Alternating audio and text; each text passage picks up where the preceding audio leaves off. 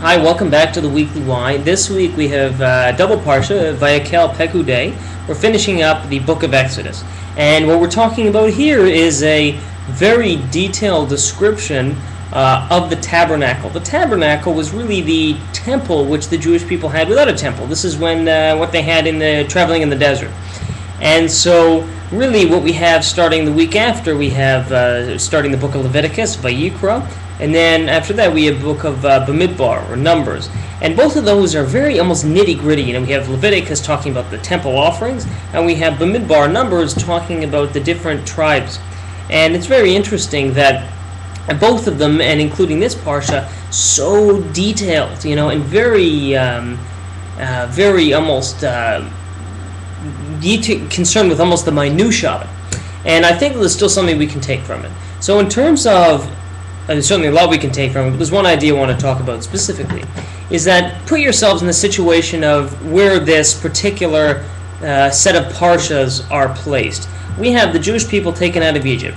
They have been taken from God, they're taken from God with a strong hand and an outstretched arm, and God took them, He married them, so to speak, at Mount Sinai. They have this close, intimate relationship with God, and really at Mount Sinai He almost created this marriage with Him, so to speak, and then here with the tabernacle they've almost really built a home for Him, right? So you think, well, gee, this sounds really to be the apex of what the Torah expects and what the Torah is describing. I mean, can it really get any better than that?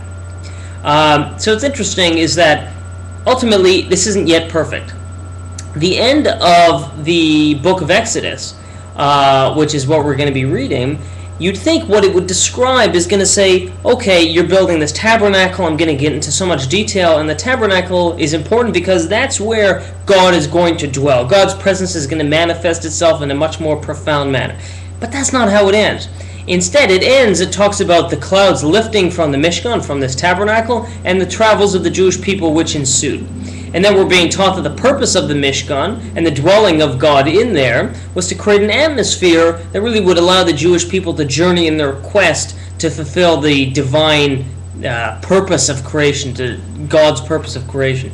And the interesting thing, I think, here is the lesson, is that we can derive a message from this in the sense that when we have a situation where we do not have this divine presence, at least not as it was so manifest in the tabernacle, the point is that we are not supposed to be constantly, looking inward, trying to say, no, I don't mean looking inward introspectively, I mean saying, where is it, where is it, where is it? The idea is that we're supposed to continue to be traveling. Again, that's what we have here, is that when the Spirit, so to speak, God departed and the Jews traveled, they traveled after that. And so the idea here is that when we as a Jewish people, 2012 here, we don't have a temple, we don't have a tabernacle, we don't have that physical manifestation of God the way that we would in a clear way with a temple, our goal nonetheless is to travel.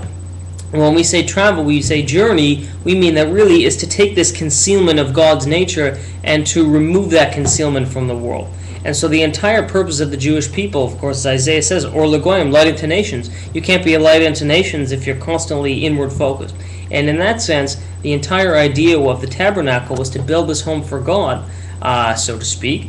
But if, in that case, when God's presence left, you journey afterwards. And in a situation like today, when we do not have that God's presence and we do not have that tabernacle, the entire purpose is to journey forward. And when we say journey forward, in other words, it gives us that strength, that impetus to move ahead, to create that world of increased holiness, and ultimately that brings us closer to the final redemption as well. So best wishes, Shabbat Shalom, God bless.